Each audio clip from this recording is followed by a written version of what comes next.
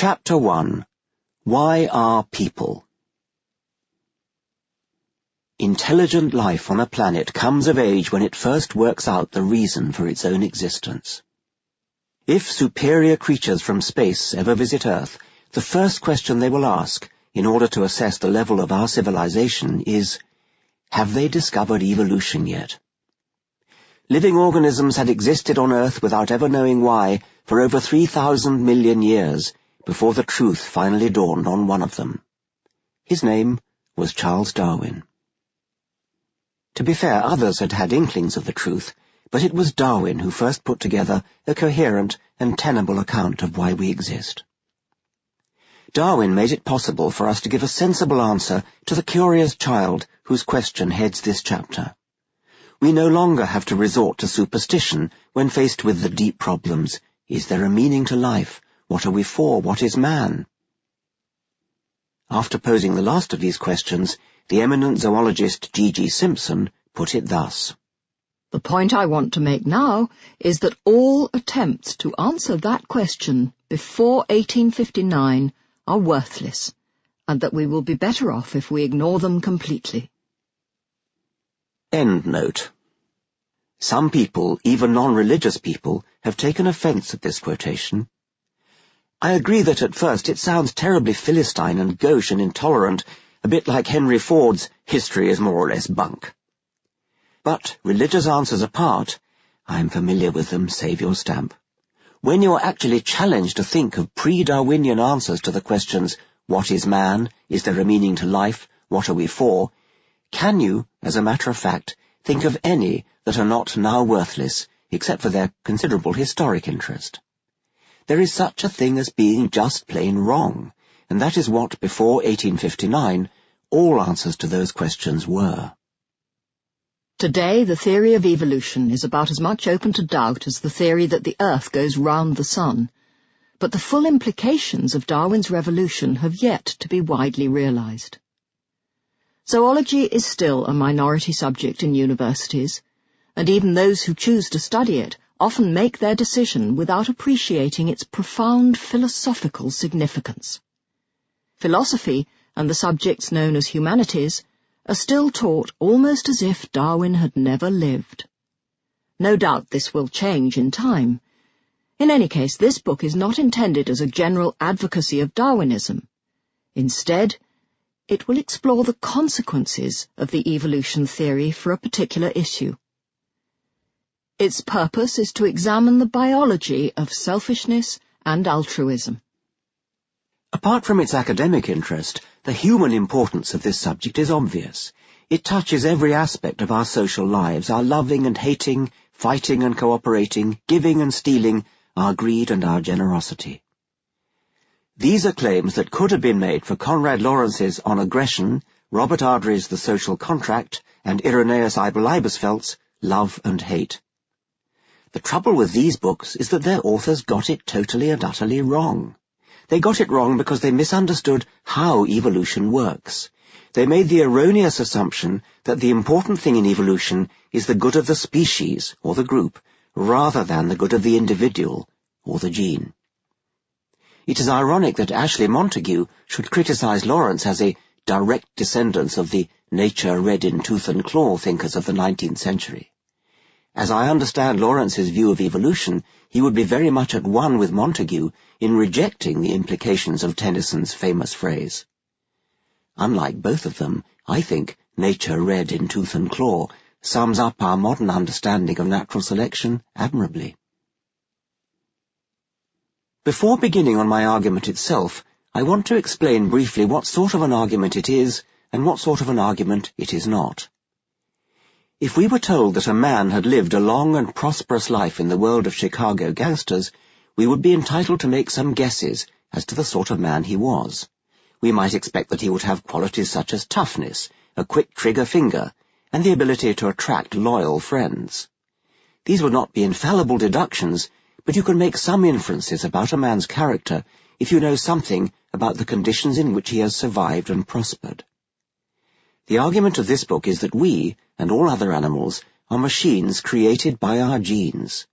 Like successful Chicago gangsters, our genes have survived, in some cases for millions of years, in a highly competitive world. This entitles us to expect certain qualities in our genes. I shall argue that a predominant quality to be expected in a successful gene is ruthless selfishness. This gene selfishness will usually give rise to selfishness in individual behavior. However, as we shall see, there are special circumstances in which a gene can achieve its own selfish goals best by fostering a limited form of altruism at the level of individual animals. Special and limited are important words in the last sentence. Much as we might wish to believe otherwise, universal love and the welfare of the species as a whole are concepts that simply do not make evolutionary sense.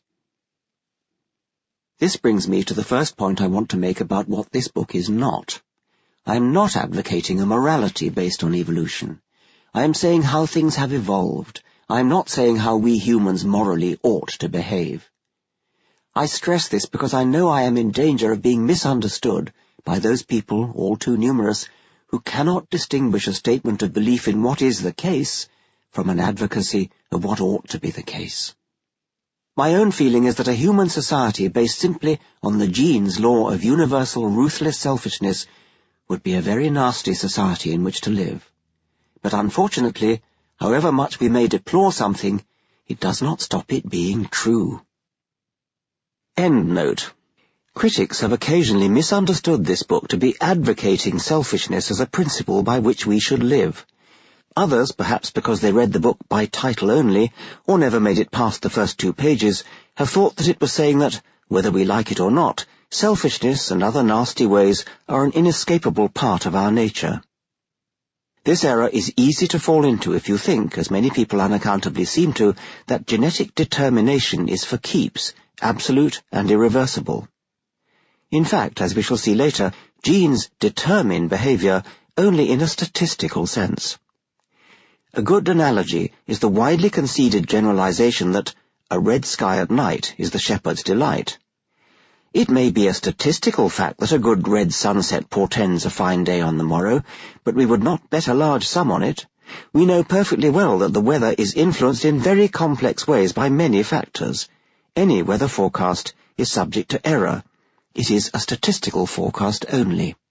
We don't see red sunsets as irrevocably determining fine weather the next day, and no more should we think of genes as irrevocably determining anything. There is no reason why the influence of genes cannot easily be reversed by other influences.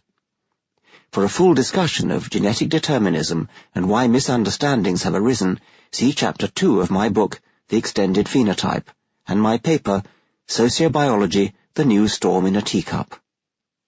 I've even been accused of claiming that human beings are fundamentally all Chicago gangsters. But the essential point of my Chicago gangster analogy was, of course, that knowledge about the kind of world in which a man has prospered tells you something about that man. It had nothing to do with the particular qualities of Chicago gangsters. We could just as well have used the analogy of a man who had risen to the top of the Church of England, or been elected to the Athenaeum. In any case, it was not people, but genes that were the subject of the analogy. I've discussed this and other over-literal misunderstandings in my paper In Defense of Selfish Genes, from which the preceding quotation is taken. This book is mainly intended to be interesting, but if you would extract a moral from it, read it as a warning. Be warned that if you wish to build a society in which individuals cooperate generously and unselfishly towards a common good, you can expect little help from biological nature. Let us understand what our own selfish genes are up to, because we may then at least have the chance to upset their designs, something that no other species has ever aspired to. As a corollary to these remarks, it is a fallacy, incidentally a very common one, to suppose that genetically inherited traits are by definition fixed and unmodifiable. Our genes may instruct us to be selfish, but we're not necessarily compelled to obey them all our lives.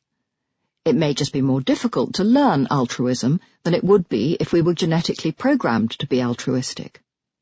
Among animals, man is uniquely dominated by culture, by influences learned and handed down. Some would say that culture is so important that genes, whether selfish or not, are virtually irrelevant to the understanding of human nature. Others would disagree. It all depends where you stand in the debate over nature versus nurture as determinants of human attributes. This brings us to the second thing this book is not.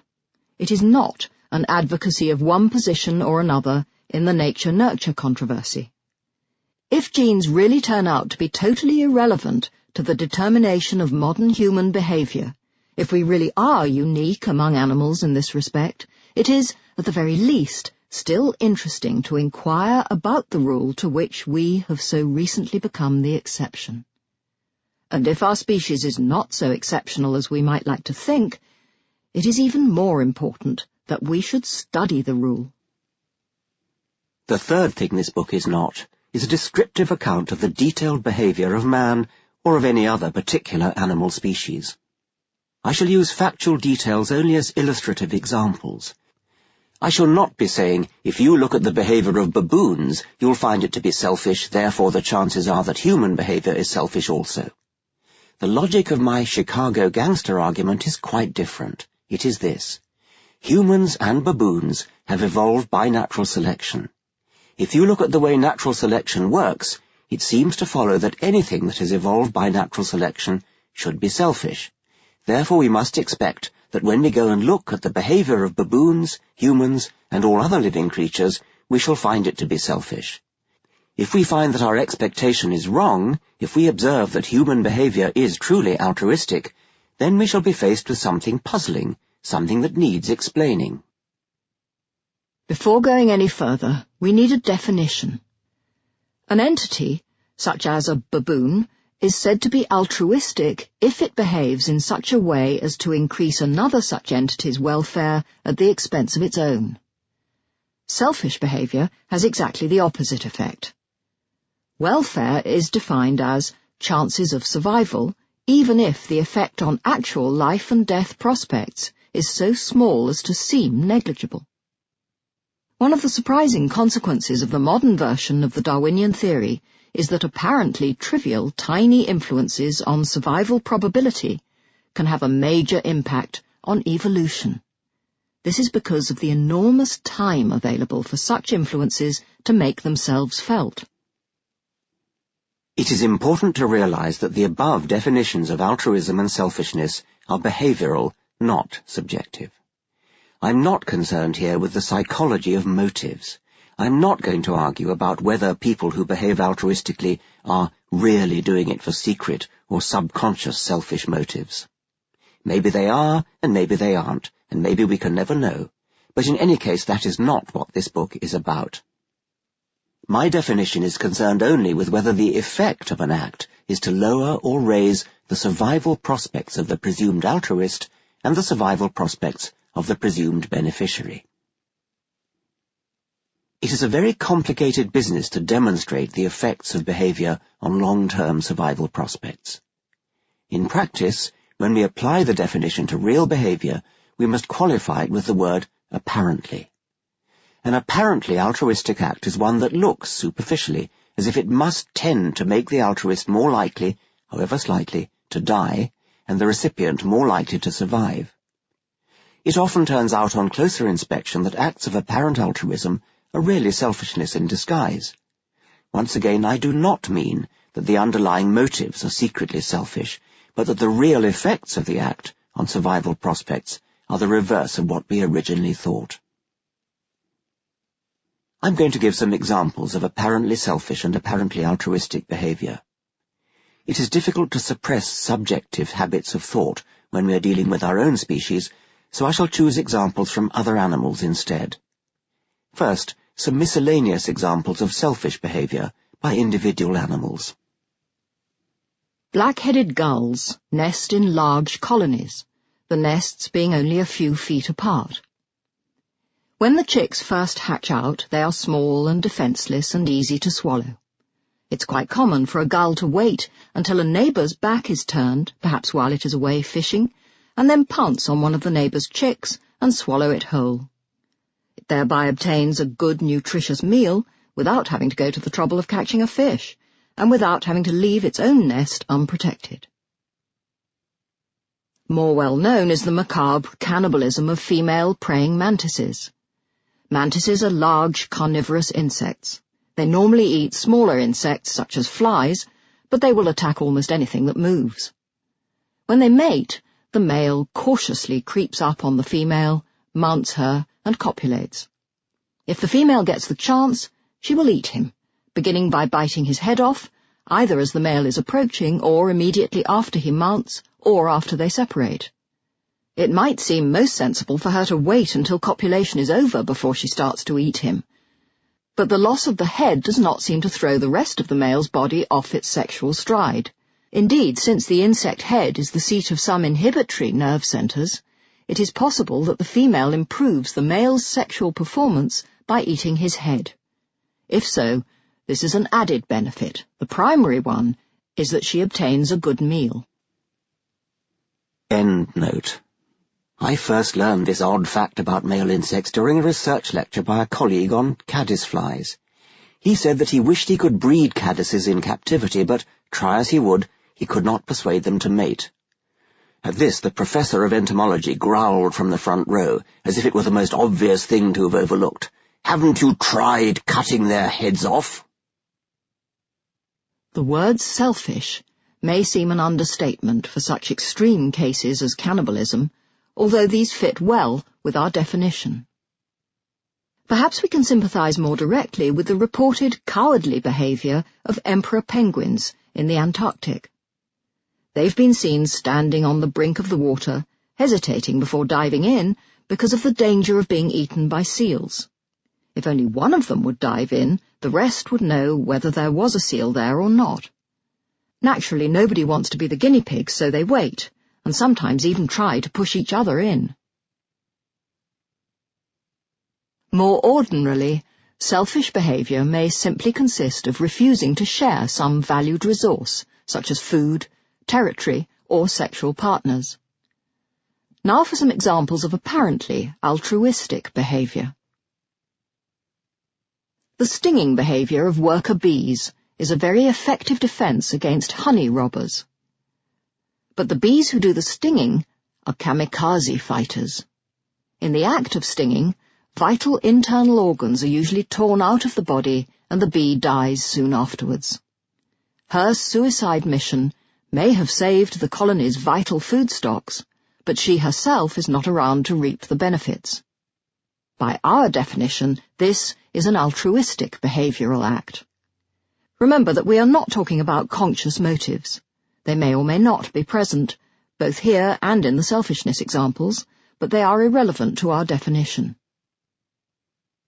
Laying down one's life for one's friends is obviously altruistic, but so also is taking a slight risk for them. Many small birds, when they see a flying predator such as a hawk, give a characteristic alarm call, upon which the whole flock takes appropriate evasive action. There is indirect evidence that the bird who gives the alarm call puts itself in special danger because it attracts the predator's attention particularly to itself. This is only a slight additional risk, but it nevertheless seems, at least at first sight, to qualify as an altruistic act by our definition. The commonest and most conspicuous acts of animal altruism are done by parents, especially mothers, towards their children. They may incubate them, either in nests or in their own bodies, feed them at enormous cost to themselves, and take great risks in protecting them from predators. To take just one particular example, many ground-nesting birds perform a so-called distraction display when a predator, such as a fox, approaches. The parent bird limps away from the nest, holding out one wing as though it were broken. The predator, sensing easy prey, is lured away from the nest containing the chicks. Finally, the parent bird gives up its pretense and leaps into the air just in time to escape the fox's jaws.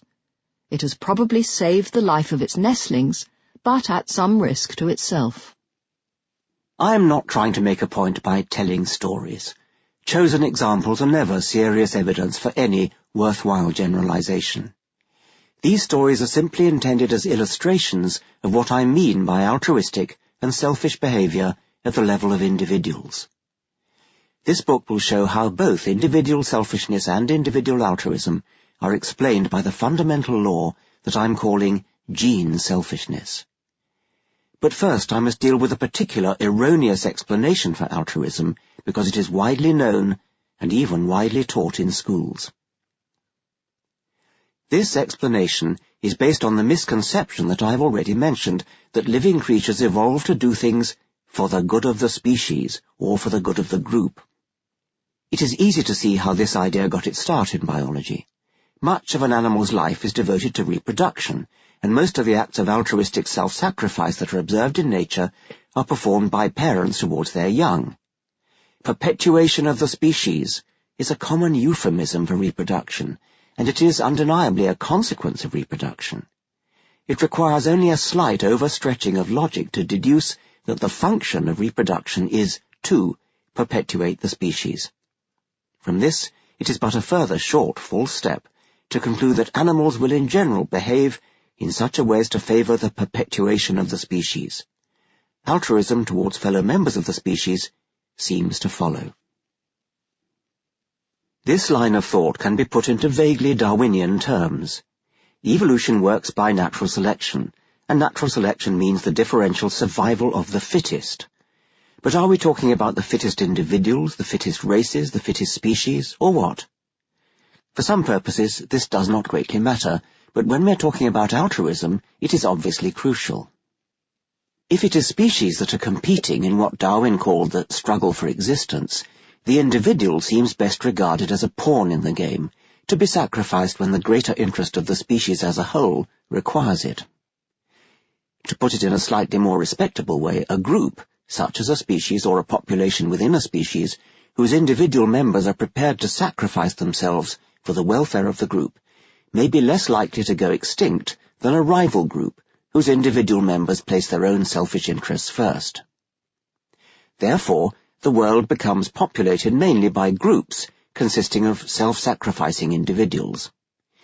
This is the theory of group selection, long assumed to be true by biologists not familiar with the details of evolutionary theory, brought out into the open in a famous book by V.C. Wynne Edwards, and popularized by Robert Ardrey in The Social Contract. The orthodox alternative is normally called individual selection, although I personally prefer to speak of gene selection. The quick answer of the individual selectionist to the argument just put might go something like this. Even in the group of altruists, there will almost certainly be a dissenting minority who refuse to make any sacrifice. If there is just one selfish rebel prepared to exploit the altruism of the rest, then he, by definition, is more likely than they are to survive and have children. Each of these children will tend to inherit his selfish traits. After several generations of this natural selection, the altruistic group will be overrun by selfish individuals and will be indistinguishable from the selfish group.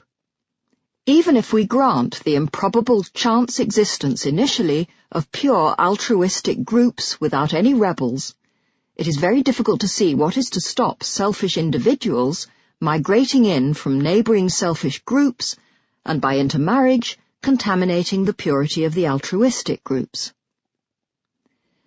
The individual selectionist would admit that groups do indeed die out, and that whether or not a group goes extinct may be influenced by the behaviour of the individuals in that group. He might even admit that if only the individuals in a group had the gift of foresight, they could see that in the long run their own best interests lay in restraining their selfish greed to prevent the destruction of the whole group. How many times must this have been said in recent years to the working people of Britain? But group extinction is a slow process compared with the rapid cut and thrust of individual competition. Even while the group is going slowly and inexorably downhill, selfish individuals prosper in the short term at the expense of altruists. The citizens of Britain may or may not be blessed with foresight, but evolution is blind to the future. Endnote. I must add that the occasional political asides in this chapter made uncomfortable rereading for me in 1989. How many times must this, the need to restrain selfish greed to prevent the destruction of the whole group, have been said in recent years to the working people of Britain? It makes me sound like a Tory. In 1975, when it was written, a socialist government, which I had helped to vote in, was battling desperately against 23% inflation and was obviously concerned about high wage claims. My remark could have been taken from a speech by any Labour minister of the time. By 1989, Britain had a government of the new right, which had elevated meanness and selfishness to the status of ideology, and my words seem to have acquired a kind of nastiness by association, which I regret. It is not that I take back what I said. Selfish short-sightedness still has the undesirable consequences that I mentioned. But nowadays, if one were seeking examples of selfish short-sightedness in Britain, one would not look first at the working class. Actually, it is probably best not to burden a scientific work with political asides at all, since it is remarkable how quickly these date. The writings of politically aware scientists of the 1930s, J.B.S. Haldane and Lancelot Hogben, for instance, are today significantly marred by their anachronistic barbs. Although the group selection theory now commands little support within the ranks of those professional biologists who understand evolution, it does have great intuitive appeal. Successive generations of zoology students are surprised when they come up from school to find that it is not the orthodox point of view. For this they're hardly to be blamed, for in the Nuffield Biology Teacher's Guide, written for advanced-level biology school teachers in Britain, we find the following. In higher animals, behaviour may take the form of individual suicide to ensure the survival of the species. The anonymous author of this guide is blissfully ignorant of the fact that he has said something controversial. In this respect, he is in Nobel Prize-winning company. Konrad Lorenz, in his book On Aggression, speaks of the species-preserving functions of aggressive behaviour, one of these functions being to make sure that only the fittest individuals are allowed to breed. This is a gem of a circular argument, but the point I'm making here is that the group selection idea is so deeply ingrained that Lorenz, like the author of the Nuffield Guide, evidently did not realize that his statements contravened orthodox Darwinian theory. I recently heard a delightful example of the same thing on an otherwise excellent BBC television programme about Australian spiders. The expert on the programme observed that the vast majority of baby spiders end up as prey for other species, and she then went on to say, perhaps this is the real purpose of their existence, as only a few need to survive in order for the species to be preserved. Robert Ardrey, in The Social Contract, used the group selection theory to account for the whole of social order in general. He clearly sees man as a species that has strayed from the path of animal righteousness. Ardrey at least did his homework. His decision to disagree with orthodox theory was a conscious one, and for this he deserves credit. Perhaps one reason for the great appeal of the group selection theory is that it is thoroughly in tune with the moral and political ideals that most of us share. We may frequently behave selfishly as individuals, but in our more idealistic moments we honour and admire those who put the welfare of others first. We get a bit muddled over how widely we want to interpret the word others, though. Often altruism within a group goes with selfishness between groups. This is a basis of trade unionism. At another level, the nation is a major beneficiary of our altruistic self-sacrifice, and young men are expected to die as individuals for the greater glory of their country as a whole. Moreover, they are encouraged to kill other individuals about whom nothing is known except that they belong to a different nation. Curiously, peacetime appeals for individuals to make some small sacrifice in the rate at which they increase their standard of living seem to be less effective than wartime appeals for individuals to lay down their lives. Recently there has been a reaction against racialism and patriotism, and a tendency to substitute the whole human species as the object of our fellow feeling. This humanist broadening of the target of our altruism has an interesting corollary, which again seems to buttress the good of the species idea in evolution. The politically liberal, who are normally the most convinced spokesmen of the species ethic, now often have the greatest scorn for those who've gone a little further in widening their altruism, so that it includes other species. If I say that I am more interested in preventing the slaughter of large whales than I am in improving housing conditions for people, I'm likely to shock some of my friends. The feeling that members of one's own species deserve special moral consideration as compared with members of other species is old and deep. Killing people outside war is the most seriously regarded crime ordinarily committed. The only thing more strongly forbidden by our culture is eating people, even if they're already dead. We enjoy eating members of other species, however. Many of us shrink from judicial execution of even the most horrible human criminals, while we cheerfully countenance the shooting without trial of fairly mild animal pests. Indeed, we kill members of other harmless species as a means of recreation and amusement. A human fetus, with no more human feeling than an amoeba, enjoys a reverence and legal protection far in excess of those granted to an adult chimpanzee. Yet the chimp feels and thinks and, according to recent experimental evidence, may even be capable of learning a form of human language. The fetus belongs to our own species, and is instantly accorded special privileges and rights because of it. Whether the ethic of speciesism, to use Richard Ryder's term, can be put on a logical footing any more sound than that of racism, I do not know. What I do know is that it has no proper basis in evolutionary biology. The muddle in human ethics over the level at which altruism is desirable, family, nation, race, species, or all living things, is mirrored by a parallel muddle in biology over the level at which altruism is to be expected according to the theory of evolution.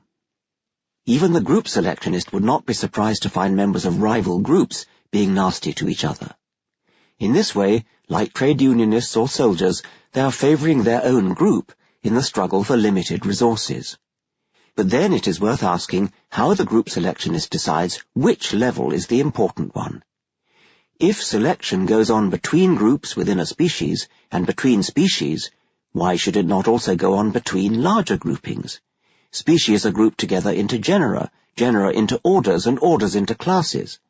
Lions and antelopes are both members of the class Mammalia, as are we. Should we then not expect lions to refrain from killing antelopes for the good of the mammals? Surely they should hunt birds or reptiles instead, in order to prevent the extinction of the class. But then what of the need to perpetuate the whole phylum of vertebrates? It is all very well for me to argue by reductio ad absurdum, and to point to the difficulties of the group selection theory, but the apparent existence of individual altruism still has to be explained. Ardrey goes so far as to say that group selection is the only possible explanation for behaviour such as stotting in Thompson's gazelles. This vigorous and conspicuous leaping in front of a predator is analogous to bird alarm calls, in that it seems to warn companions of danger while apparently calling the predator's attention to the stotter himself. We have a responsibility to explain stotting Tommies and all similar phenomena, and this is something I'm going to face in later chapters. Before that, I must argue for my belief that the best way to look at evolution is in terms of selection occurring at the lowest level of all. In this belief, I am heavily influenced by G.C. Williams' great book, Adaptation and Natural Selection. The central idea I shall make use of was foreshadowed by A. Weismann in pre-gene days at the turn of the century, his doctrine of the continuity of the germ plasm. I shall argue that the fundamental unit of selection, and therefore of self-interest, is not the species, nor the group, nor even strictly the individual. It is the gene, the unit of heredity. To some biologists, this may sound at first like an extreme view, but it is in substance orthodox, even if it is expressed in an unfamiliar way. The argument takes time to develop, and we must begin at the beginning, with the very origin of life itself. End note. Since writing my manifesto of genic selection, I have had second thoughts about whether there may not also be a kind of higher-level selection, occasionally operating during the long haul of evolution. I hasten to add that when I say higher level, I do not mean anything to do with group selection. I am talking about something much more subtle and much more interesting. My feeling now is that not only are some individual organisms better at surviving than others, whole classes of organisms may be better at evolving than others. Of course, the evolving that we are talking about here is still the same old evolution, mediated via selection on genes. Mutations are still favored because of their impact on the survival and reproductive success of individuals. But a major new mutation in basic embryological plan may also open up new floodgates of radiating evolution for millions of years to come. There can be a kind of higher-level selection for embryologies that lend themselves to evolution, a selection in favor of evolvability. This kind of selection may even be cumulative and therefore progressive in ways that group selection is not. These ideas are spelt out in my paper, The Evolution of Evolvability, which was largely inspired by playing with Blind Watchmaker, a computer program simulating aspects of evolution. Simulating aspects of evolution. Simulating aspects of evolution. Simulating aspects of evolution. Simulating aspects of